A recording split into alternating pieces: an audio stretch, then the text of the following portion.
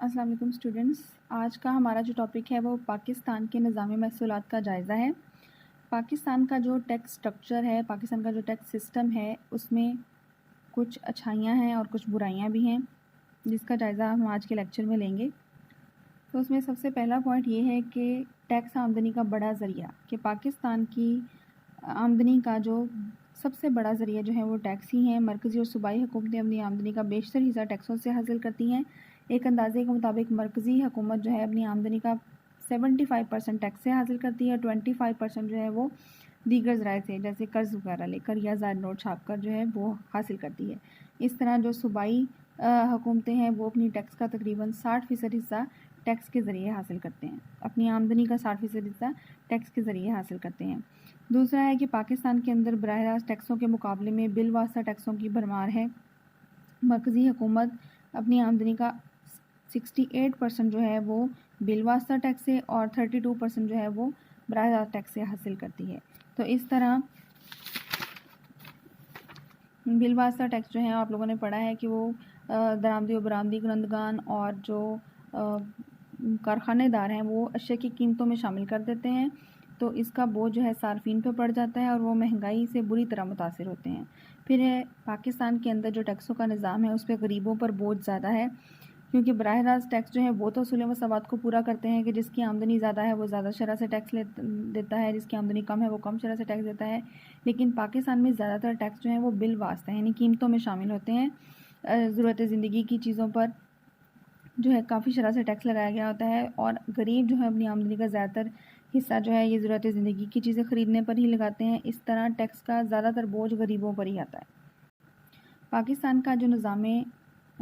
Tax کا جو نظام ہے وہ غیر مؤثر ہے، کیونکہ پاکستان کے اندر معاشرہ دو گروہوں میں تقسیم ہو چکا ہے۔ ایک طرف بہت زیادہ امیر لوگ ہیں جن کی آمدنیاں بہت زیادہ ہیں، دوسری طرف بہت زیادہ غریب طبقہ ہے، اور پاکستان کا جو ٹیکس کا نظام ہے وہ اس امیر اور غریب کے فرق کو کم کرنے میں زیادہ مؤثر ثابت نہیں ہوا۔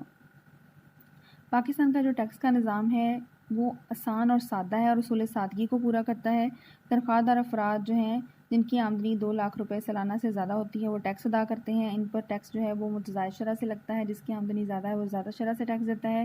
جس کی آمدنی کم ہے وہ کم شرح سے ٹیکس دیتا ہے۔ اور دوسری طرف جو تجارتی لوگ ہیں ان کو بھی اس بات کی سہولت دی جاتی ہے کہ اپنے ٹیکس خود تشخیص کریں، کیونکہ جو گورنمنٹ کے ملازمین ہوتے ہیں ان کی تنخواہیں تو حکومت کو پتہ ہے، اس حساب سے وہ اس میں سے ٹیکس کاٹ لیتے ہیں، لیکن تجارتی لوگوں کی آمدنی کو اندازہ لگانا حکومت کے لیے مشکل ہوتا ہے، تو ان کو یہ سہولت دی جاتی ہے کہ اپنی آمدنی کے مطابق خود سے ٹیکس بتائیں کہ ان کے اوپر کتنا ٹیکس لاگو ہوتا ہے۔ تو پاکستان کا جو نظام ٹیکس ہے وہ آسان اور سادہ ہے، خود لوگ اسے کیلکولیٹ کر سکتے ہیں۔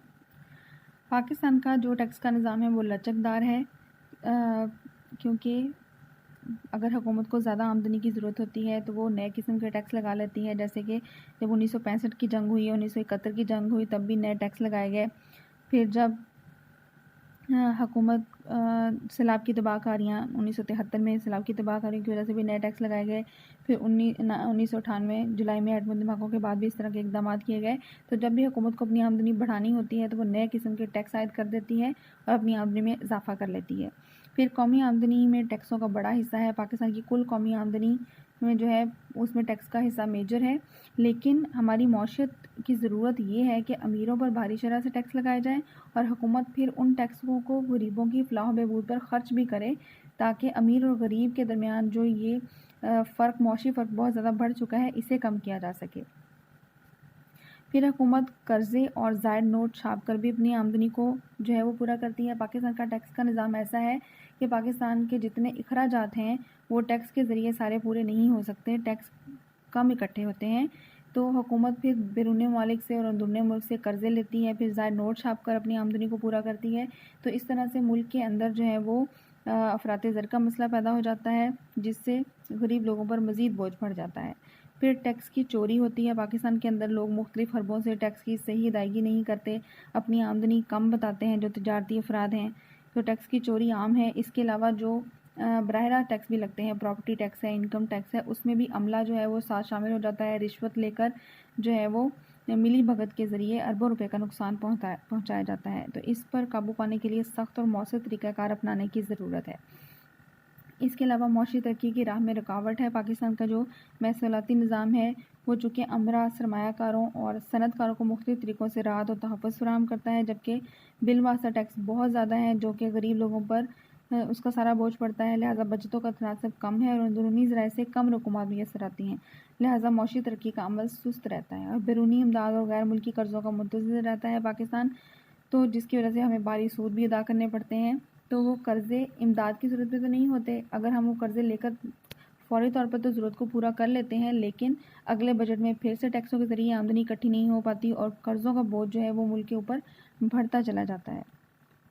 تو پاکستان کے لیے سب سے ضروری یہی ہے کہ وہ اپنے ٹیکس کے نظام کو اس طرح کرے کہ امیروں سے زیادہ شرح سے ٹیکس لے کر اسے غریبوں کی فلاح و بہبود پر خرچ کرے، اس سے ہی ملک میں معاشی ترقی ہو سکے گی اور خوشحالی آ سکے گی۔